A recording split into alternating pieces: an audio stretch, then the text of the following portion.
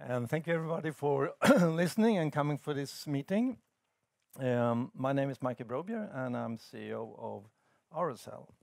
AroCell is an IVD company working with biomarkers within cancer treatment.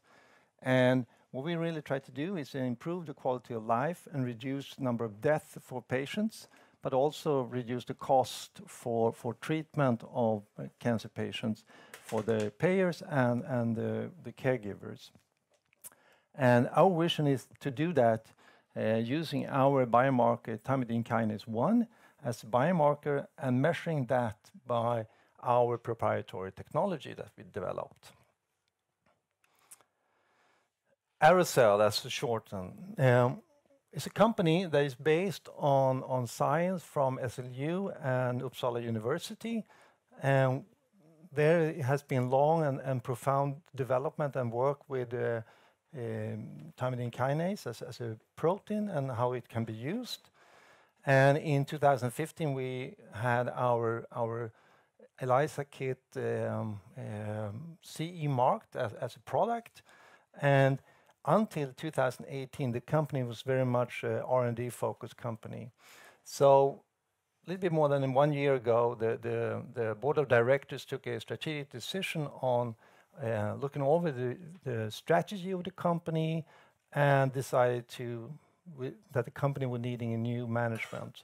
And that's when the time when I came into the company in just about a year ago in December 2018, together with the new CFO, Anders Hultman, we started the process of getting the company much more focused on commercial activities and have a clear strategy goal based on the work that the board of directors had done previously. So, in a short, AroCell is an IVD company. It's based in Uppsala, as I was mentioning, and we're working on the IVD market for cancer treatment, which is expected to grow up to about $16 billion in 2022, and it has a double-digit growth on an annual basis. The company is listed on Nasdaq First North Growth Market since 2016, and we are currently in a process of a new right issue, and actually tomorrow is the last day to subscribe on that right issue. And our market cap before the right issue was announced was 114 million Swedish kronor. A little bit back to biomarkers, and understand that biomarkers is very widely used in cancer treatment and has been sort of having increased interest, and is the objective of biomarkers, of course, to diagnose and to predict and follow up on patients' treatment. And you could basically sort of sort into biomarkers into 3 different areas, where you have the prognostic biomarkers that would give you an understanding on sort of life expectancy without any treatment, and depending on the signal of the biomarker on the disease. And those are quite well common and of course widely used. And there's also a large class of biomarkers that would be predictive biomarkers that would sort of predict you in how you will respond to treatment, depending on different kind of genetic biomarkers or other factors that would affect you in the treatment of a specific treatment that you get. And then finally, it would be the pharmacodynamic or response biomarkers that would actually sort of tell you how you responded, how a specific patient responded to the treatment giving. And that's in the area where AroCell is working. As I was mentioning, we developed a kit for measuring thymidine kinase as a biomarker. And it is very much a response biomarker, showing how a specific patient have been responded to treatment. And you can also look in biomarkers in sort of what kind of characteristic it has. It could either be a protein biomarker, it could be circulating tumor DNA biomarkers or microRNA RNA markers, or circulating tumor cells biomarkers. And just to make it clear here that what we are working is a protein biomarker, which is relatively easy to handle and measure, and also has a relatively long half-life in the circulating blood. You can also look in what the biomarker is measuring, and many biomarkers is measuring sort of the tumor mass or trying to understand the volume of a tumor. But the biomarker that we're working with is more a proliferating biomarker that's more showing the growth or how aggressive the tumor is. And finally, you can divide the biomarkers into how they are taken. And lots of those biomarkers that are currently used is immunohistochemical biomarkers, which is needing a biopsy for getting material to measure your biomarker. Or you have a liquid biomarker, which is a simple blood test.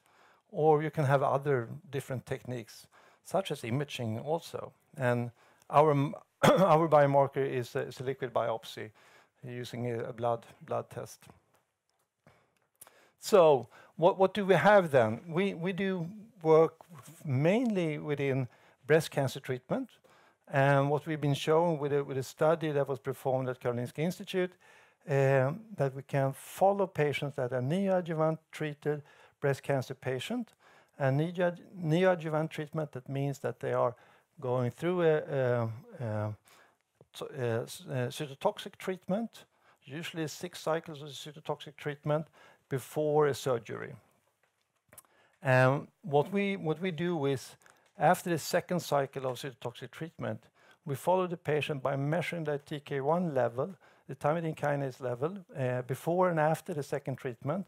And the difference in that, the delta of that, gives us understanding on how effective the treatment, the cytotoxic treatment has been. And that gives us a situation where the oncologist can either continue treatment or choose a alternative treatment in that position. Currently today, most commonly is to use imaging, and in that case you have to wait about 3 months before you get that result.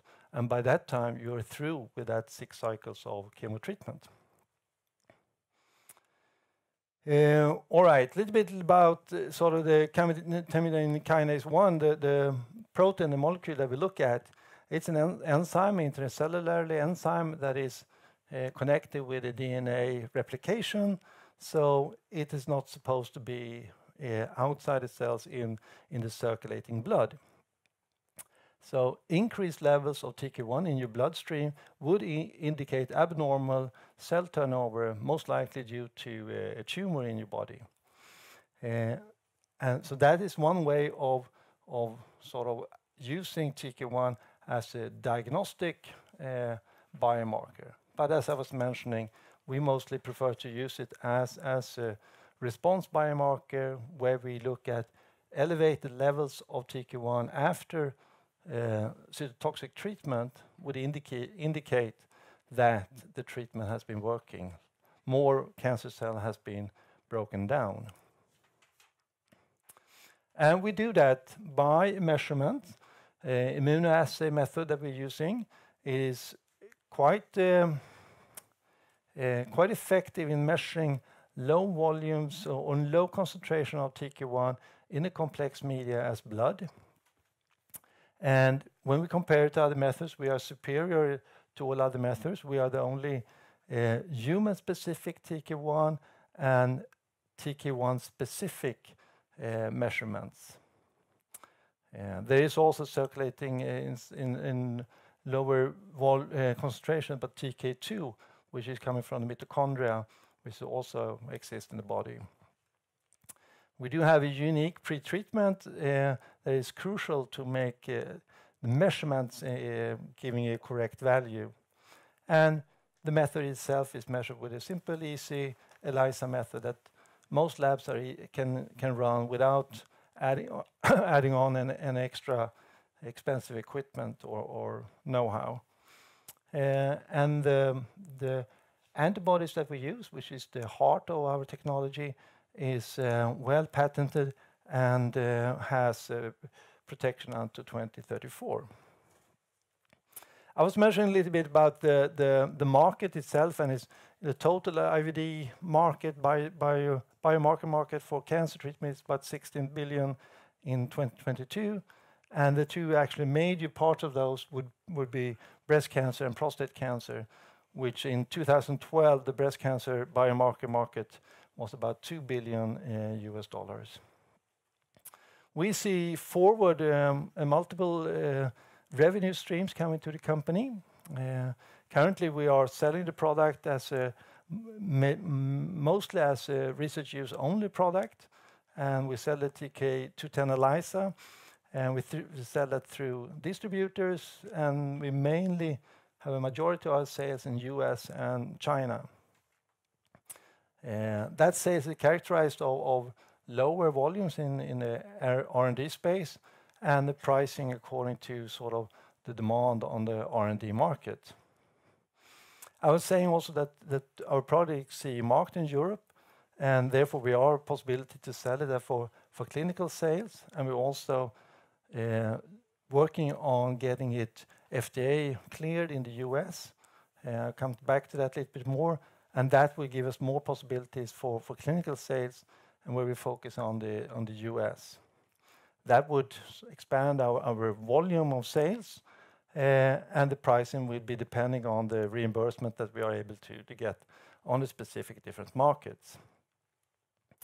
We have also out-licensed our technology, and we are still working with other IVD companies on out-licensing our technologies to IVD companies that have specific platforms that generate high volume assays in the routine labs. And that sales is generated by of course, then high volume of samples going through, and the pricing also, again, dependent on the reimbursement that you can get. And for AroCell in case, that would be then royalty on sales. But to generate both the research use only and the clinical sales of our TK210 ELISA, we need a set of distributors that can sell it on each market.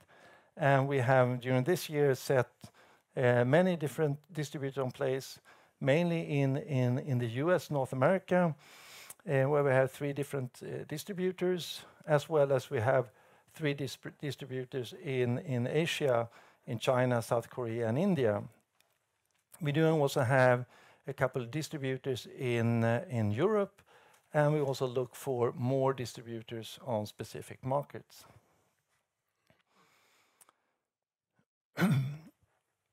I mentioned that we're looking for FDA clearance on the US market, and we do have a clear path going forward in that. And we are on our way to do a pre-submission to FDA, and we're going to do that during 2019. So we have a couple, 2 or 3 weeks to go. And we are planning to do that on the what's called 510K pathway, and with early treatment response, using TK1 as a response biomarker. And we think that we would have a discussion and a meeting with FDA during 2020. And in that, with that discussion, we will find whether or not we will need to have additional clinical trials performed. And we said that before no later than end of 2021, we will have FDA clearance of our product.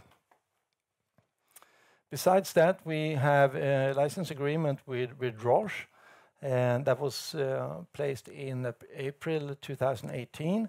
And that's a non-exclusive license agreement where Roche in licensing AroCell's technology to use our technology on their cobas platform to set measurements on TK1 for the cobas. And Roche is a major player in the IVD field. They have about 30% of the market share in sense of assaying in the clinical routine labs, and roughly about 35,000 cobas instruments are placed out on hospital labs in globally. Well, summing up, we are working hard on building value for the company, and we do that by creating awareness of how to use TQ1 and showing clinical utility on measuring TQ1 in an oncology setting. We do that by running clinical trials, and we focus on doing that in the area of breast cancer as well as prostate cancer. We do also expand, as I was mentioning, our regulatory by getting FDA clearance in the US, and also preparing for the new regulations, IVDR, that will come into effect in May 2022 in Europe.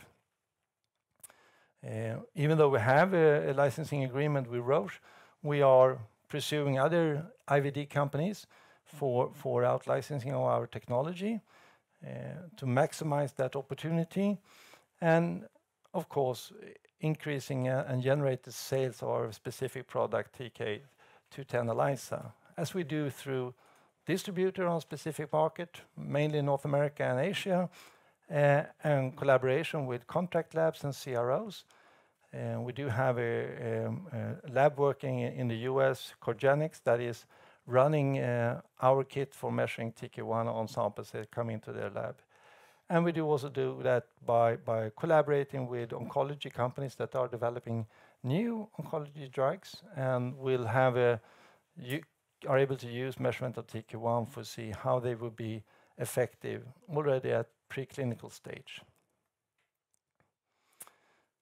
Now I turn over a little bit to talk a little bit about the new issue that we're having, and we do have a right issue that is on a summary of 39.4 million Swedish kronor, and it's 100% guaranteed, and the subscription price is 150. Together with this, we have a direct issue corresponding to 50 million, and that's with the same share price of 150. And as I was mentioning, the last day for subscription of this will be tomorrow, the December 4th. We planning to use this money very carefully. It would be a total of 54.4 million, and we will use them to focusing on getting FDA clearance in the US, and to do health economic and pricing studies, as well as marketing introduction activities on the American US market. We also have a portion of those money to widening up the indication. We would go to the FDA with a breast cancer indication, but we also have some portion of this money to work on additional indications, such as other cancer forms. And of course, it will make the company running and going through the activities for the coming at least 2 years. We expect a high news flow in the next 6 to 12 months, where we are able to report clinical data from at least 2 clinical studies, and we will also initiate additional 2 clinical studies in the near future. And we do have internal activities that also will be published in previewed papers. And of course, we will also report on our discussion with the regulatory authorities in US. As a final slide, I just summarized the company and what we feel that we have that we have a superior product for measuring the thymidine kinase in blood, and that we are using that as a biomarker for early treatment response detection of breast cancer. And we also see that this can be applied in other cancer forms. So after breast cancer, we see that we can go into other cancer forms, such as prostate. And we have a solid clinical program to show clinical utility. And as I was mentioning, we do have interesting data to report the coming 12 months, as we can see. And our expansion in the US has a clear way forward. That will be my last slide, and thank you for your attention.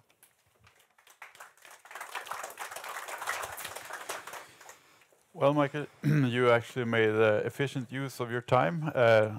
Also, the short time for questions. So I'm going to have to limit myself to one single question, Okay. and then of course the audience can contribute. Okay, so Rutger, you can have the honor.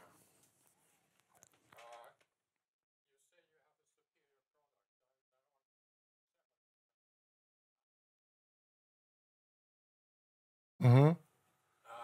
I know that you're normally reluctant to discuss competitors in detail, but for me to understand the difference between your product and, in this case, BioVica's, can you point that out for me? I can, and it's of course difficult when the company itself is not here to respond and getting the same opportunity. But we are measuring the concentration with antibodies, immunoassay method, and by that we are human specific and we are TK1 specific. If you're measuring the activity, you will not be human specific, you will not be TK1 specific. So that's one of the major big difference between our sort of technologies. We are measuring the concentration by using antibodies. They're measuring the concentration by calculating the activity of the enzyme itself. And that has some sort of basic differences that gives us the possibility to be human specific and TK1 specific. But if you're measuring the activity, you cannot make TK1 specific or you can't be human specific. So in your view, your method is more accurate? In our view, yes, our method would be more accurate. We know that there are more companies besides the company you're mentioning that do activity measurements, and that is a common way of measuring sort of the presence of an enzyme. But we feel that we are more specific and we are more sort of exact in the sense that we are only measuring human TK1. So I'm going to have to break in here and say that you are very welcome to continue the discussion. And also, I know there are more questions here for you in the break. So, but now we have to prepare for the next speaker. Thank you very much, Mikael. Thank you, Jonas.